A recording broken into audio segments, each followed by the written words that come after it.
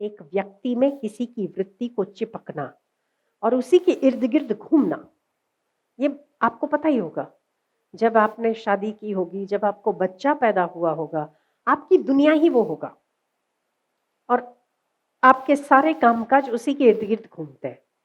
मैं सही हूं तो हाथ ऊपर करिए, सभी को ये बात का अनुभव होगा।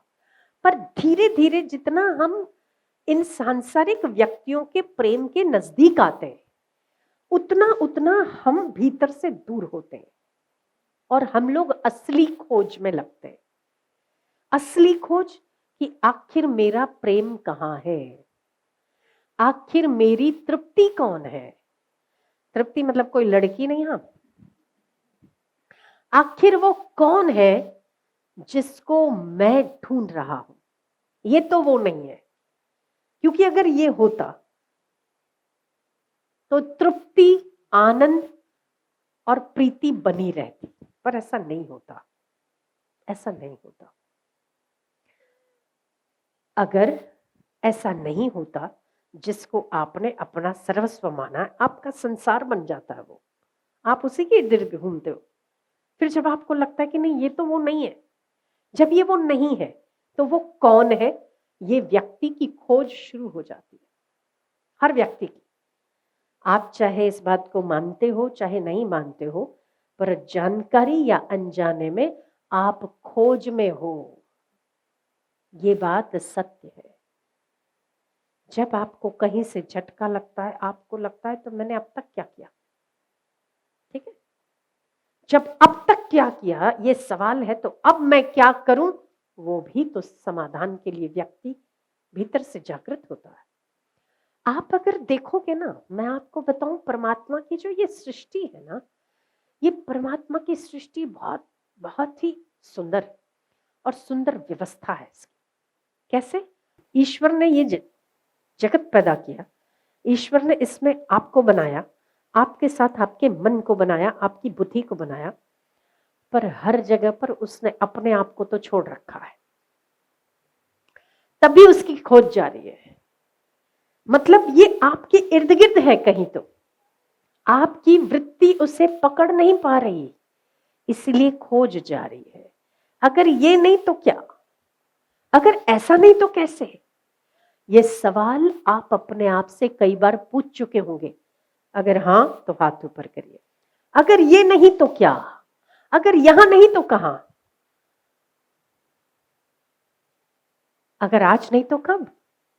बहुत सारे सवाल व्यक्ति अपने आप से पूछता है, यही उसकी खोज है। और यही परमात्मा की कृपा है कि जब आपकी खोज शुरू होती है ना, तो आप धीरे धीरे संसार से विरक्त होकर परमात्मा की तरफ बढ़ते हो। यही आपके जीवन की सच्ची शुरुआत हो जाती है। ये नहीं तो क्या, यहां नहीं तो कहां, आज नहीं तो कब, क्यों आया था मैं और क्या कर रहा हूं मैं, बहुत सारे सवाल। तब आपकी वृत्ति एक नश्वर जगत से उठकर शाश्वतता की ओर मुड़ती है और तभी अध्यात्म की शुरुआत होती है। और तभी कृष्ण का प्रेम भीतर जन्म लेता है, जो कि सदा शाश्वत है। आपकी वृत्ति, कृष्ण गीता में कहते हैं कि जिसका मन मेरे में लग गया, मया सक्त मना पार्थ योगम युंजन मद आश्रय। मया सक्त, मेरे में आसक्त हो। आसक्त कैसा हो, जैसे मां का बच्चे में आसक्त होता है, एक लोभी का लोभ धन में आसक्त होता है, कामी का काम की किसी पुतली में आसक्त होता है, वैसा ही मया सक्त मनः पार्थ योगम युंजन मद मद आश्रय। आश्रय कैसा कैसा, किसको बोलते हैं आश्रय, आश्रय किसको बोलेंगे,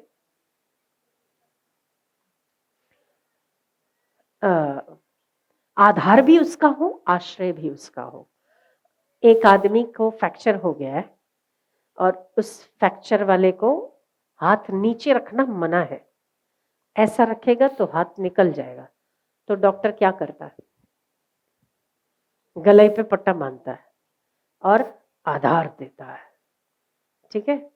तो जैसे फ्रैक्चर वाले हाथ को गले का आश्रय मिला है ना, ऐसे ही हम टूटे हुए मनों को जब कृष्ण का आश्रय मिल जाता है, मदाश्रय हो जाता है। मदाश्रय, मेरे आश्रित हो। और जब जीव, व्यक्ति, मन, वृत्ति, जो भी कह दो, नाम चाहे कितने भी अलग कह दो, जब उसके आश्रित होने लगता है ना, तब वो जिम्मेदारी उठाने के लिए तैयार होने लगता है कि अब मेरा बच्चा मेरे आश्रय है, मेरे आश्रित है, तो इसकी सारी जिम्मेदारी मेरी है। योग क्षेम वहामि हम, तब उसका काम शुरू होता है। तो जो खोज है, ये खोज आध्यात्मिक है। चाहे आप इसे आध्यात्मिक नाम ना दो, पर हम इसे आध्यात्मिक नाम देंगे, क्योंकि आखिर खोज में संसार की असारता ही आपके सामने आएगी। आपको लगेगा ऐसा ही है, सब सब ऐसा ही टाइम पास, कुछ नहीं रखा है। और ऐसा होगा तो क्या होगा? मन अंतर्मुख होगा। मन अंतर्मुख होगा तो सच्चे आश्रय की भक्ति का प्रादुर्भाव होगा। और जब भक्ति का प्रादुर्भाव होगा, तब सारी वृत्तियां एक में आके चिपक जाएगी। जब एक में चिपक जाएगी तो वहीं रास करेगी। जन्म मृत्यु का चक्कर तो छूट गया मुफ्त में। मया सक्त मना पार्थ योगम युंजन मदाश्रय। मेरे आश्रित होकर कर्म करने वाले व्यक्ति का सारा भार मैं उठाता हूं।